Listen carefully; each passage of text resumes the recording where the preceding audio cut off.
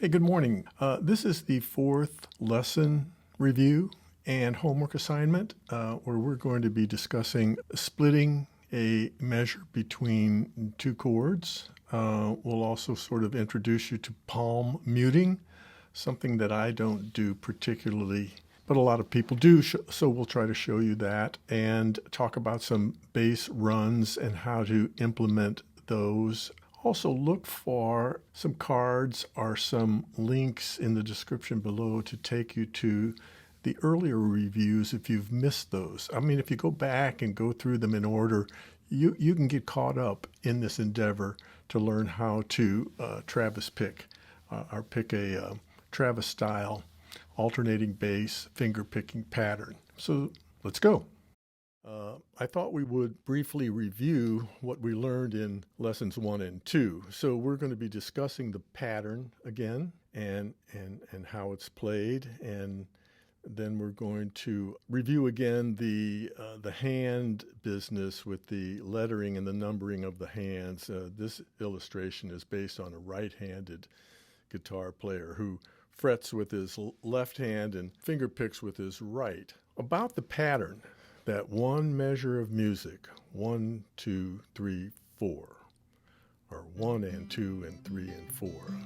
We have to emphasize that this is the building block from which everything else is built. Once we assign that pattern to muscle memory, we can repeat it over and over again during chord changes. The other thing is we're going to review 4, 5, and 6 string patterns to remind people how the only thing that really changes is on downbeat 1, where you have to include that bass note. The other thing we're going to discuss, we sort of discussed and we'll review again, is adding the pinch and then when not to use the pinch, when to just hit the bass note on downbeat 1.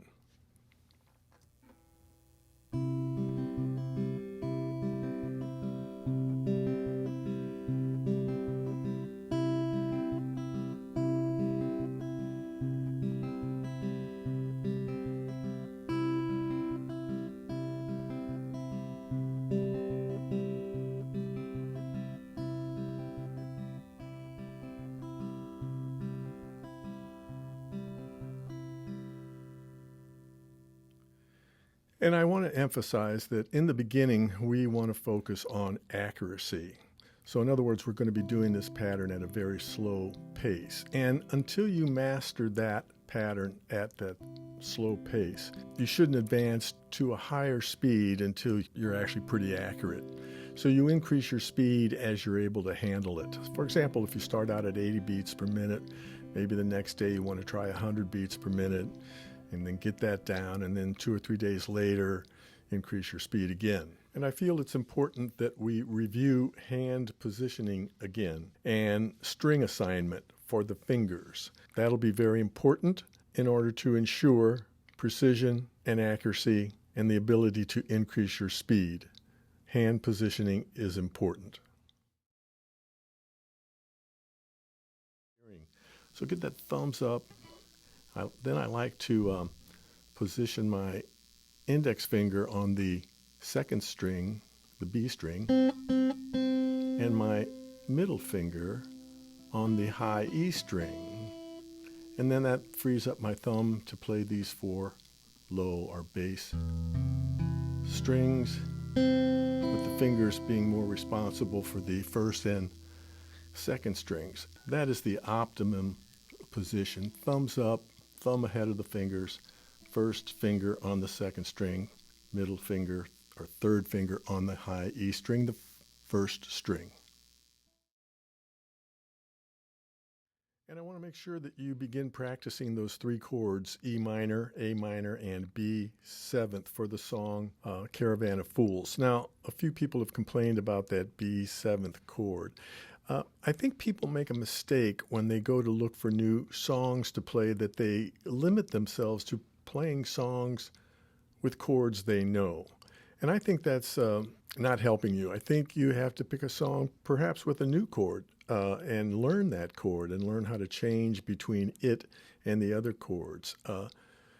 we have to continue to strive to increase our chord vocabulary. So learning new chords is desirable. And then for all my chord diagrams, I'm going to provide you with the numbering of the fingers that will be applied to make that chord. So I'm not going to be saying for the E minor chord, you're going to put the second finger on the second fret of the fifth string and the third finger on the second fret of the fourth string. They'll be numbered for you. Now, some people swear that palm muting is a prerequisite for Travis picking. A lot of people utilize it.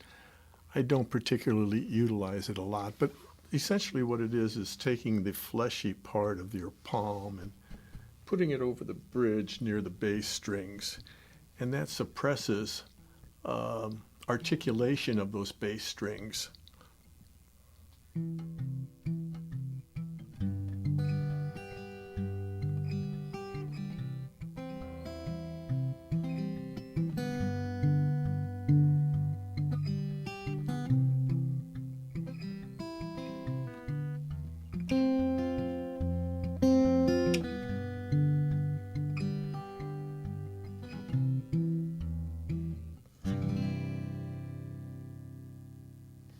Like I say, I'm not very good at it. You guys might find it tantalizing. Once you learn the pattern and improve your timing and improve your speed, then I would suggest you tackle that palm muting more aggressively. But in the meantime, I think we just need to learn how to play this pattern, learn how to play a 4, 5, and 6 string pattern, depending upon the root note or the bass note of the chord.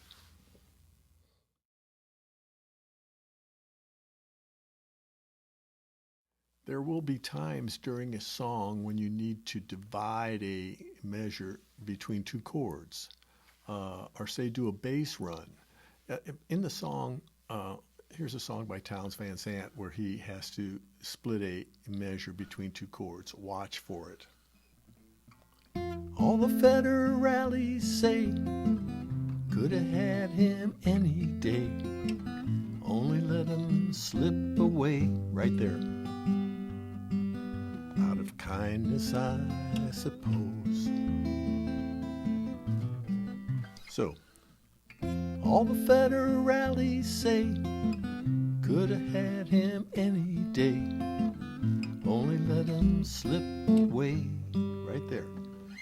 We just divided that measure between the F chord and the G chord. 1, 2, 3, 4. Here again. 1, 2, 3, 4.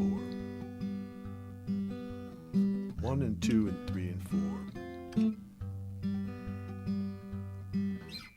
Something like that. All right, so continue practicing that pattern and counting it out to yourself if that seems to help. 1, 2, 3, 4. 1, 2, 3, 4. Or even the full count. 1 and 2 and 3 and 4. 1 and 2 and 3 and 4. Start that pattern with the pinch in green. That gives you the green light to go. And then work the inside pair with the thumb and index finger, and the outside pair with the thumb and the middle finger shown in red, and ending with that thumb on the G string shown in purple. That's how every measure ends. And then start dabbling in that palm muting if that sounds appealing to you. Try practicing dividing a measure between two chords. Next time we'll work on a bass run that we put in that song Caravan of Fools. So until next time, 15 minutes a day at least. Keep it up, and we'll see you in our next meeting on September 21st, Tuesday at 8 o'clock Eastern Standard Time. And we'll go over a lot of this stuff then. Happy trails.